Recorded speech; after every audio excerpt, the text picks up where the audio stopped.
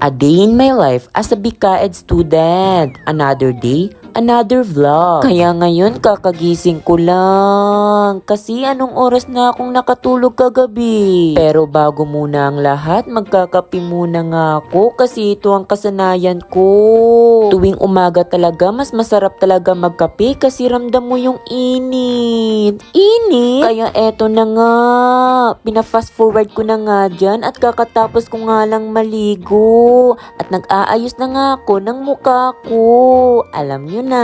Kaya naglalakad na nga kami ni Third patungo sa community center kasi dun nga yung location ng event namin. At hindi nga namin inaakala na makikita namin si Kenny. Kaya eto, tuwang-tuwa siya nung nakita niya ako. Ay wow.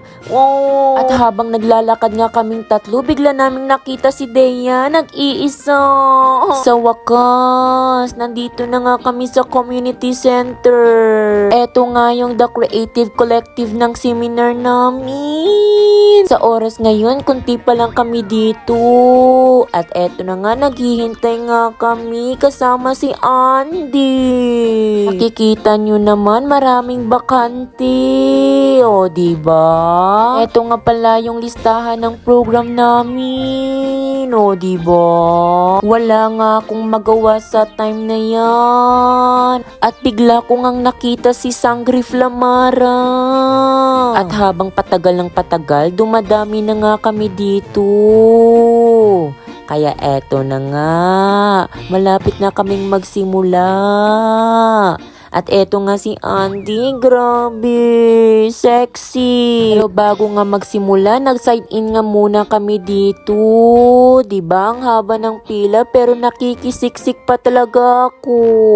Eto nga pala si Tiki. At eto naman pala si Dinosaur. Ay, char! At eto na naman siya, nag-vlog din siya, oh. Gaya-gaya. Ay, char! Oh, sana all talaga si Rika. Ang dami niyang pera. Nakakaingit naman. At eto nga pala si Jessa Saragosa. Uy, si Mayor, oh. At eto na naman pala ako, nag-iisa na naman. At sa hindi ko nga inaasahan, nakaramdam na nga ako dyan ng gutom. Sa wakas, nagsimula na nga ang aming program. At eto na nga. At dahil nga nagugutom nga ako, bumili nga muna ako ng franks para hungry. At babalik na nga ulit ako dun. At eto nga pala si Miles. At eto naman si April. Di ba ang gaganda? At bigla ko nga nakita yung kaklase ko na nakasuot ng face mask. Naalala ko tuloy yung pandemic era. At habang naghihintay nga pala kami dito, ay inaayusan na nga yung kaklase namin na si Scarlett. Kasi siya yung representative ng first year namin at siya yung napili namin. O, diba? Plakadong plakado ang aura. Aray mo, pakak. At eto nga pala si Mio. Wow, goodness gracious. 1, 2, 3. Oh, charot. Joke lang po yun. Wow, ang ganda talaga ni Afea Ablan. At syempre, hindi nga magpapatalo yung pambato namin na si Scarlett. O, diba? Ang ganda ng lipstick. Habang nag-aayos nga, nag-intermission nga muna si Kuya na para bang hey! Hindi ko naiintindihan. Pero naaaliw talaga yung iba. Pero hindi talaga ako makamove on dito. Pandemic era ba to? At eto na nga, sa haba-haba ng oras ay bigla akong napai at pumunta nga kami ni Kenny sa CR. At syempre, bago ako mag-ihi, ay, diba? Dito muna tayo sa salamin. Mirror, mirror on the wall. At bigla ko nga nakasalubong dito si Danica, Pishin at Ana Nicole. At eto na, rampa-rampa na siya. Talagang hindi talaga magpapatalo ang pambato ng first year. O, diba? Parang Barbie doll. Pakak, san ka dyan, te? Siya talaga yung pinaka-the best. Oh, wow! Go first year! At eto na nga, nag-announce na nga kung sino ang mananalo. Pero, eto si Juliana. At nagtagpo na nga kami dito kasi lunch break na. At eto nga pala si Mary Divine at si Trisha Tiki. O diba, may pagkain na sila at ulam na. Kipag-chismisan nga pala muna ako dyan kasi ang sarap nilang kausapin lalo na to.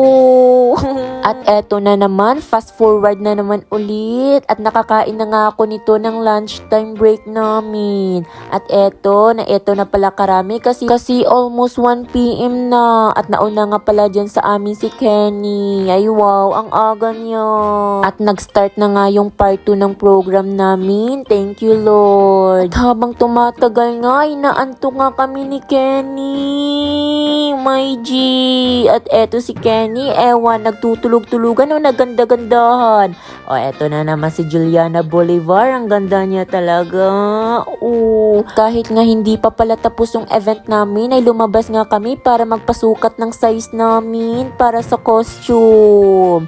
At eto na, habang tumatagal talaga, nakakaramdam talaga ako ng antok at boring, kaya maraming hindi nakikinig. Eto nga, hindi ko nga alam kung ano yung mararamdaman ko ngayon. At etong dalawang tiki na ito, imbis makinig, ay naglaro talaga ng TikTok game. So, kita nyo yan? Seryoso yan? Siguro tanggal boring nila yan. At eto na nga, sa wakas, patapos na nga, nakita nyo naman, thank you. Finally, tapos na yung seminar namin. Picture-picture muna sila bago mag-end. At bago nga pala umuwi ang lahat, nag-picture taking nga pala kami, kaya ang iba nag-compress na at nagsitayuan sa upuan. Diba, kita nyo naman kung gaano sila kasaya at ka-enjoy nung nalaman nilang pauwi na at patapos na talaga yung seminar. Kaya eto na kami sa labas, ang iba nag-practice, pero ang iba nagsiuwian na. Kaya hanggang dito na lang guys. Paalam. Bye!